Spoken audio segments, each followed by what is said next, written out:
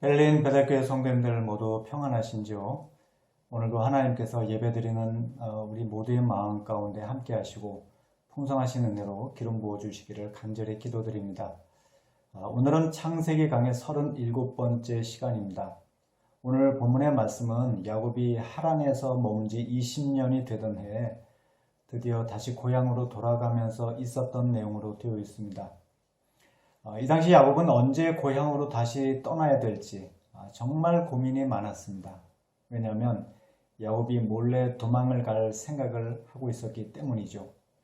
그래서 야곱이 고민을 하다가 드디어 라반이 양털을 깎는 날을 행동 개시일로 잡은 것입니다. 왜냐하면 이 당시 유목민들에게 있어서 양털을 깎는 일은 여러 날이 걸리는 커다란 축제였기 때문입니다. 이 당시 사람들은 양털을 깎을 때 친구들과 이웃들을 불러다가 함께 잔치를 벌이면서 축제처럼 지냈습니다. 그래서 야곱도 그 사실을 잘 알고 있었기 때문에 라반이 양털을 깎는 날을 디데이로 잡은 것이죠. 저는 오늘 말씀을 통해서 여러분과 함께 두 가지를 생각해 보고자 합니다. 먼저 첫 번째는 우리가 언제든지 하나님을 믿고 의지하면서 두려운 마음을 가져서는 안 된다는 것입니다. 본문 19절과 20절에 보시면 이런 말씀이 있습니다. 그때 라반이 양털을 깎으러 갔으므로 라헬은 그의 아버지의 드라빔을 도둑질하고 야곱은 그 거취를 아람 사람 라반에게 말하지 아니하고 가만히 떠났더라. 라반이 양털을 깎기 위해서 어느 곳으로 갔을 때 야곱은 드디어 가족들과 함께 그동안 모은 모든 가축들과 종들을 데리고 하란을 떠났습니다. 그런데 야곱은 자신이 떠난다는 사실을 라반에게 알리지 않고 몰래 도망을 치듯이 떠났습니다. 31절 말씀해 보시면 왜 야곱이 라반에게 알리지 않고 이렇게 몰래 도망치듯이 하란을 떠났는지 그 이유에 대해서 성경은 라반이 자기 딸들을 억지로 빼앗을까봐 야곱이 두려워했기 때문이라고 이야기하고 있습니다. 이 당시 라반과 그 아들들은 야곱이 자기네들 재산을 다 훔쳐갔다고 생각하면서 야곱에 대해서 안 좋게 생각을 하고 있었습니다. 그래서 야곱도 그 사실을 잘 알고 있었기 때문에 잘못하다가는 자신의 아내들을 비롯해서 또 그동안 자신이 모은 모든 재산들을 라반에게 다 빼앗길 수 있다는 그런 두려운 마음이 있다 보니까 야곱이 이렇게 라반에게 작별 인사도 하지 않고 몰래 도망을 치듯이 하란을 떠난 것이죠. 그러나 사실 야곱은 지난 20년 동안 라반의 집에 얹혀 살면서 결혼도 하고 자식들도 많이 낳고 또 하나님의 은혜로 가축들도 많이 모았습니다. 물론 나중에 야곱의 소유가 많아지면서 라반의 아들들이 야곱에 대해서 안 좋은 말을 하고 다니고 또 라반도 안색이 변하면서 야곱과 서로 관계가 불편해지기는 했지만 그러나 어쨌든 야곱은 지난 20년 동안 라반에게 정말 신세를 많이 졌습니다. 그래서 이런 사실을 생각하면 야곱은 하란을 떠나기 전에 라반에게 찾아가서 감사의 인사도 드리고 또 환송도 받으면서 하란을 떠났어야 마땅합니다. 그런데 야곱이 라반한테 자기 아내들과 또 재산을 빼앗길지도 모른다는 이런 두려운 마음이 있다 보니까 야곱이 이렇게 인사도 하지 않고 몰래 도망을 치듯이 하란을 떠난 것이죠. 라반은 야곱이 도망을 간 지 3일이 지난 다음에 그 사실을 알게 됩니다. 그리고 라반은 즉시 자기 형제들과 함께 야곱을 뒤쫓기 시작을 해서 드디어 7일이 되는 날 야곱이 있는 곳 근처에 이르게 됩니다. 그런데 24절 말씀해 보시면 이런 말씀이 있습니다. 밤에 하나님이 아람 사람 라반에게 현몽하여 이르시되 너는 삼가 야곱에게 선악간에 말하지 말라 하셨더라. 라반과 그의 형제들은 야곱을 뒤쫓기 시작해서 드디어 7일 만에 야곱이 있는 곳 근처까지 이르게 되었습니다. 그런데 바로 그날 밤에 하나님께서 라반에게 나타나셔가지고 야곱에게 좋은 말이든 안 좋은 말이든 아무 말도 하지 말라고 말씀하신 것입니다. 다시 말해서 하나님께서 라반으로 하여금 야곱을 건드리지 못하게 하시고 또 야곱한테 무슨 말이든지 하지 못하도록 그 입을 막으신 것이죠. 29절 말씀해 보시면 라반이 야곱을 만난 다음에 하나님께서 자기에게 나타나셔서 말씀하신 것을 야곱에게 이야기한 내용이 나옵니다. 너를 해할 만한 능력이 내 손에 있으나 너희 아버지의 하나님이 어젯밤에 내게 말씀하시기를 너는 삼가 야곱에게 선악간에 말하지 말라 하셨느니라. 야곱은 하나님께서 그 전날 밤에 라반의 꿈에 나타나셔서 자신을 해치지 못하도록 말씀하셨다는 사실을 전혀 모르고 있었습니다. 그런데 야곱이 라반을 통해서 그 사실을 알게 된 것이죠. 그러니 야곱이 그 사실을 알고 나서 하나님께 얼마나 감사한 마음이 들었겠습니까? 사실 야곱이 인사도 하지 않고 몰래 도망간 것을 생각하면 라반은 정말 괘씸한 마음이 들었고 또 그런 야곱을 얼마든지 해칠 수도 있었습니다. 그런데 하나님께서 라반이 야곱을 건드리지 못하도록 막아주신 것이죠. 다시 말해서 야곱은 하나님께서 자신을 지켜주실 거라는 그 사실을 믿지 못해가지고 몰래 인사도 하지 않고 도망을 치듯이 하란을 떠났는데 하나님은 그런 야곱을 지켜주시면서 야곱의 마음에 믿음을 주신 것입니다. 그래서 오늘 말씀은 우리가 어떤 상황 가운데 있든지 하나님께서 나와 함께 하시고 나를 지켜주신다는 사실을 우리가 믿고 언제든지 두려워해서는 안 된다는 사실을 우리에게 가르쳐주고 있습니다.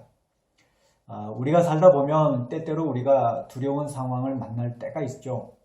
또 사람은 누구나 두려운 상황을 만나다 보면 당연히 두려움을 느끼게 되어 있습니다.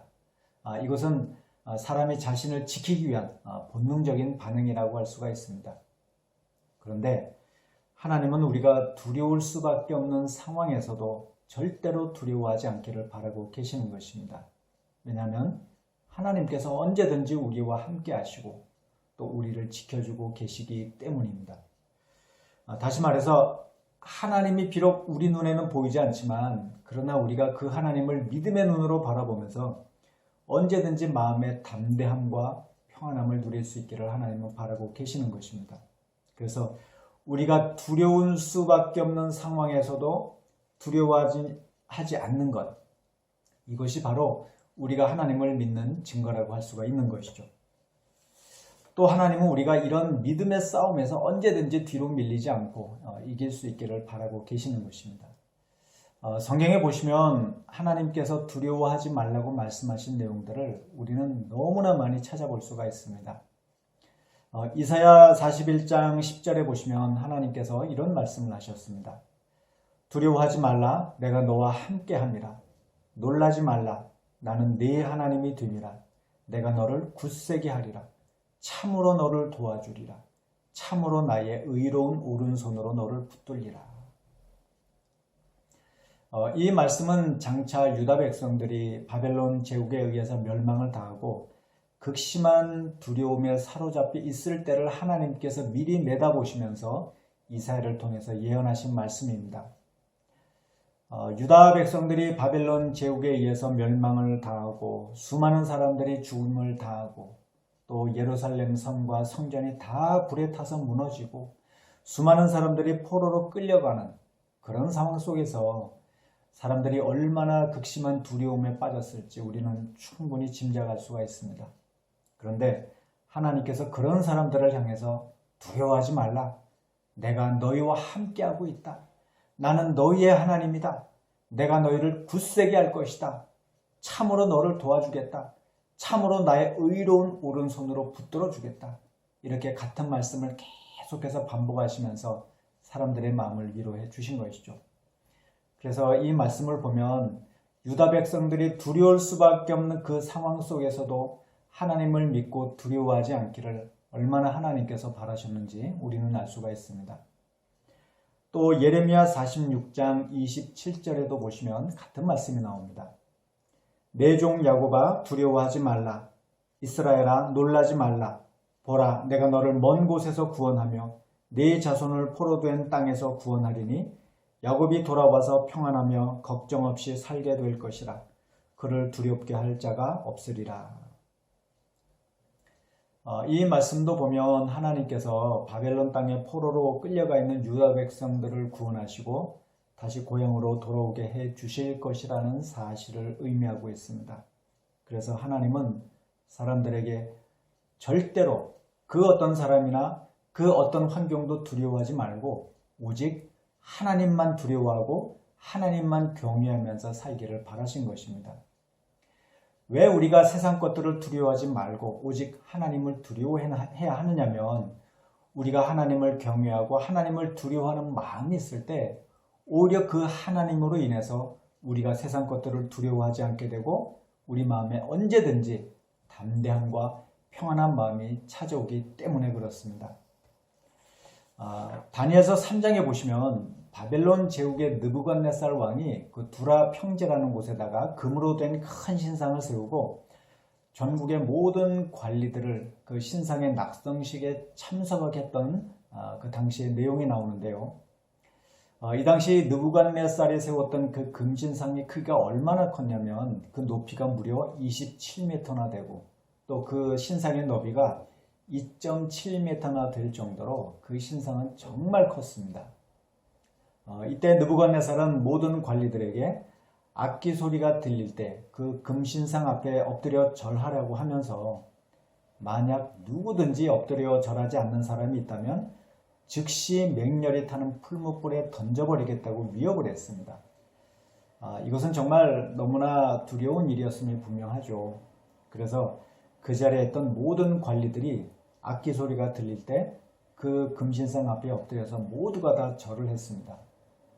그런데 그때 유다 사람이었던 사드락과 메삭과 아벳느고 이 세 사람은 금신상 앞에 엎드려 절을 하지를 않았죠.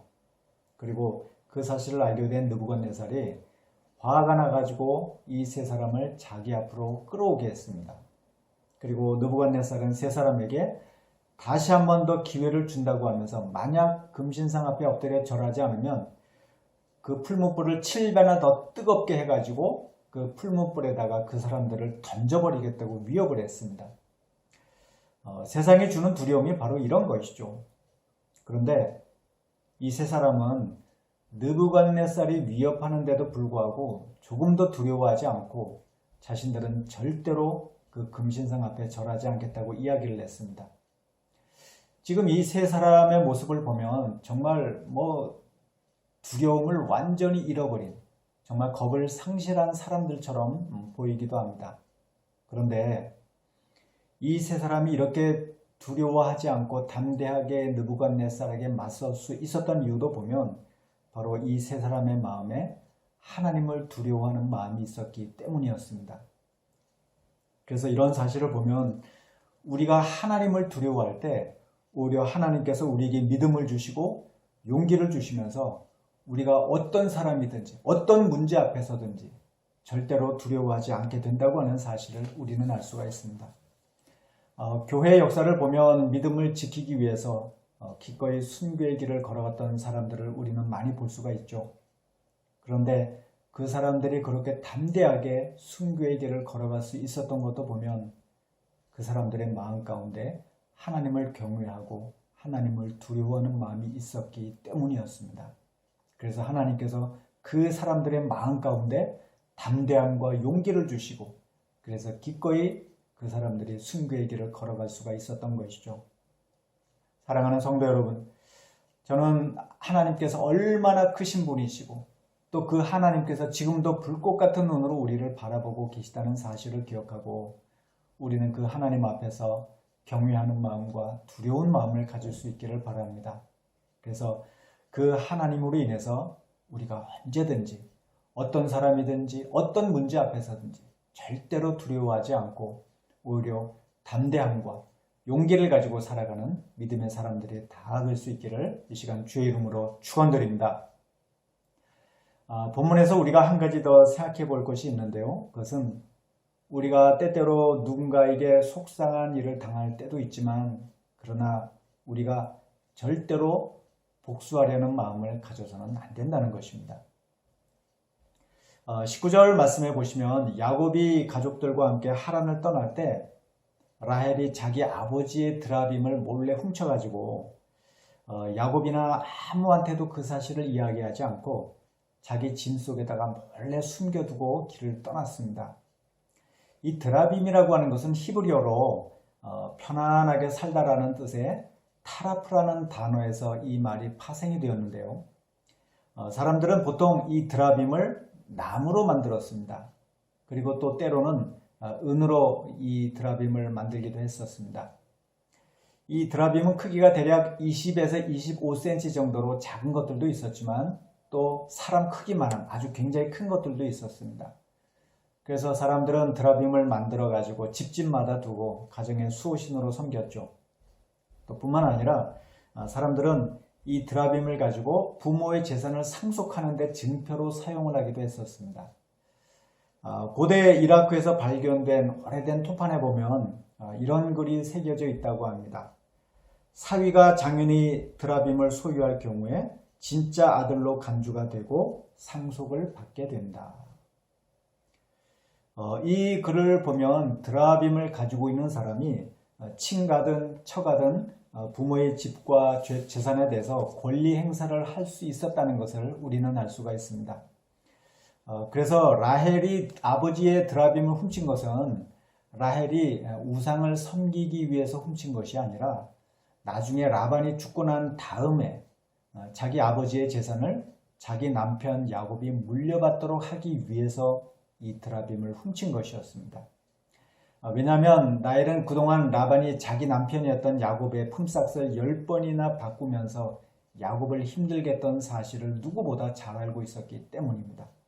다시 말해서 라헬은 그동안 야곱이 자기 아빠였던 라반에게 당한 그 모든 피해를 보상받기 위해서 드라빔을 몰래 훔친 것입니다. 그러나 이런 라헬의 행동은 잘못된 행동이었음이 분명하죠. 또 이 일로 인해서 라헬과 모든 가족들은 어려운 일을 겪게 됩니다. 22절과 23절에 보시면 라반이 야곱이 도망을 갔다는 사실을 알고 모든 형제들을 데리고 7일 동안 계속해서 야곱을 뒤쫓았습니다. 그런데 라반이 이렇게 야곱을 쫓기 위해서 계속해서 쫓아온 이유는 단지 야곱이 인사를 하지 않고 떠났기 때문이 아니라 야곱이 자신의 드라빔을 훔쳐갔다고 생각했기 때문이었습니다.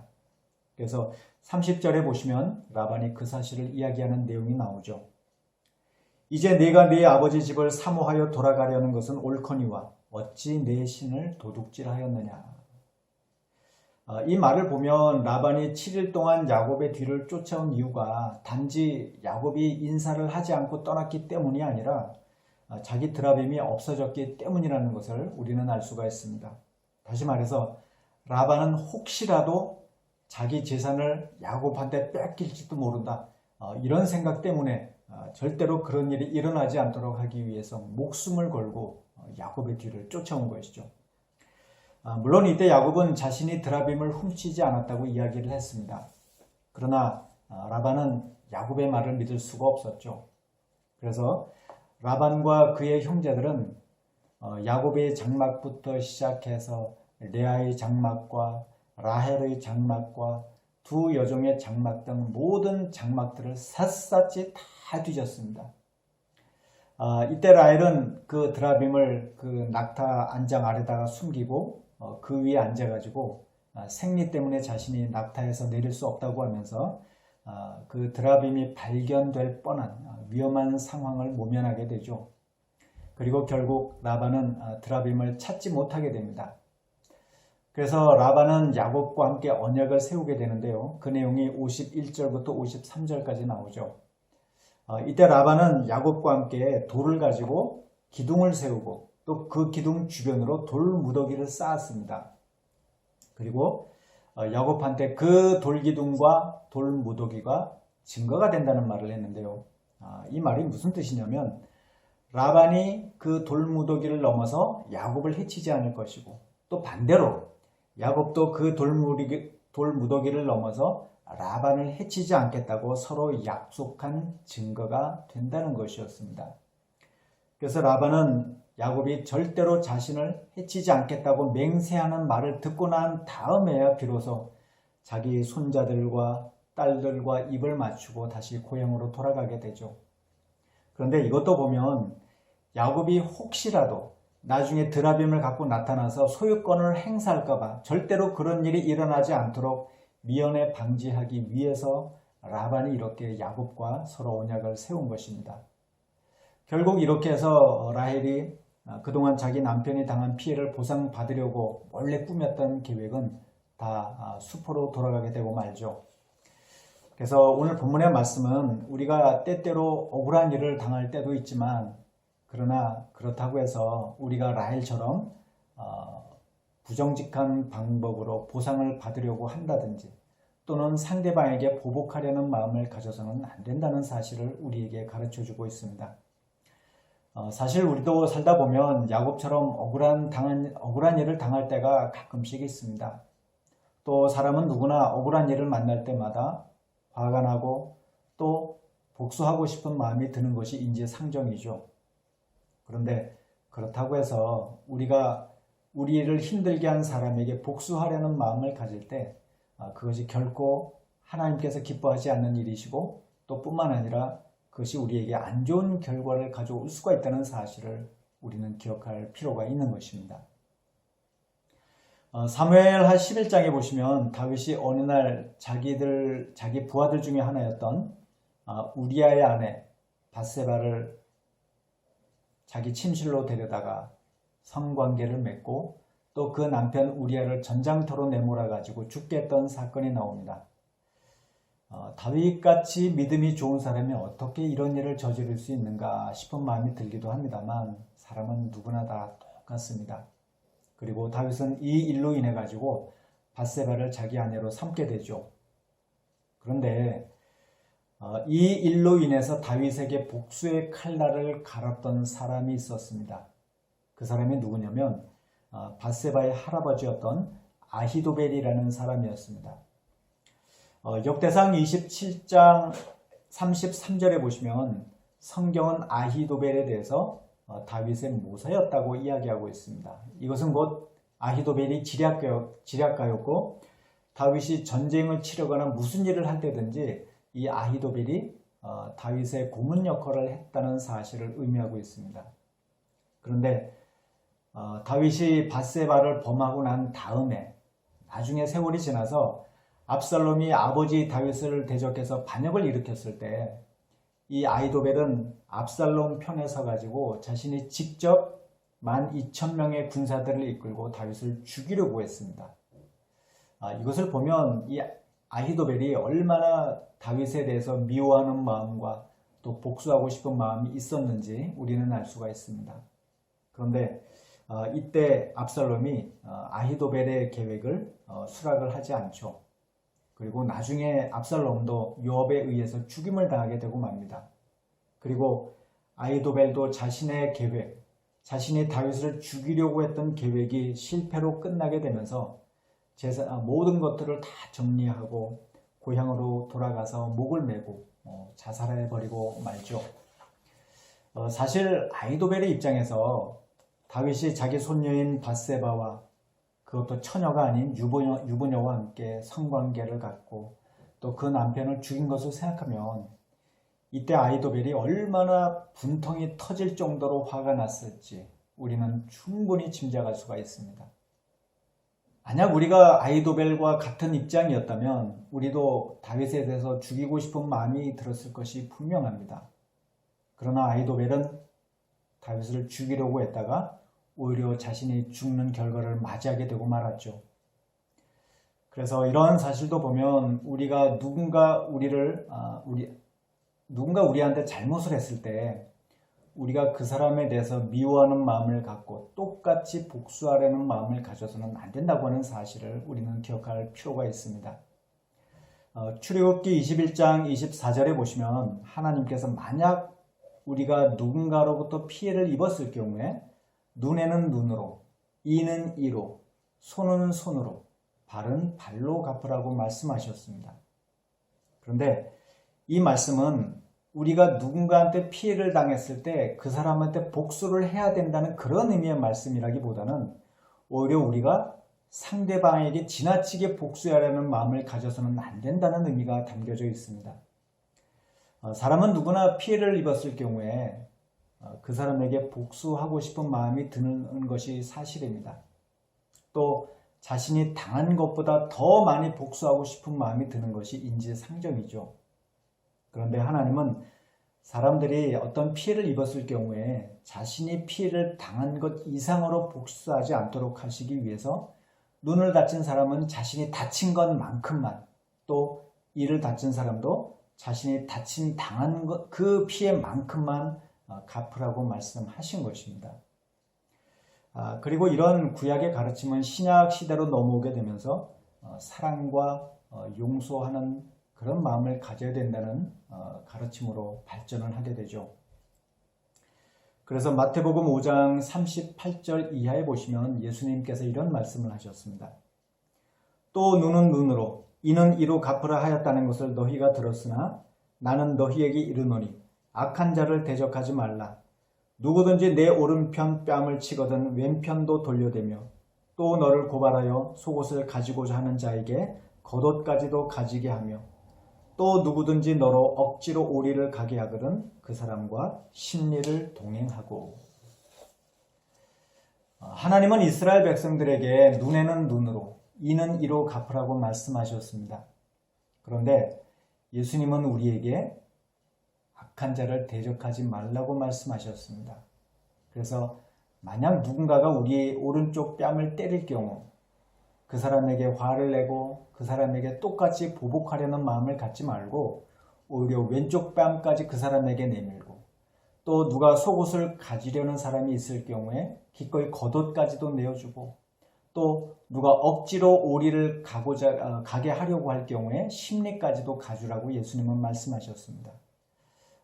이런 예수님의 가르침은 우리가 다른 신약 성경에서도 찾아볼 수가 있습니다. 로마서 12장 17절에서 바울은 아무에게도 악을 악으로 갚지 말고 모든 사람 앞에서 선한 일을 도모하라고 이야기하고 있습니다.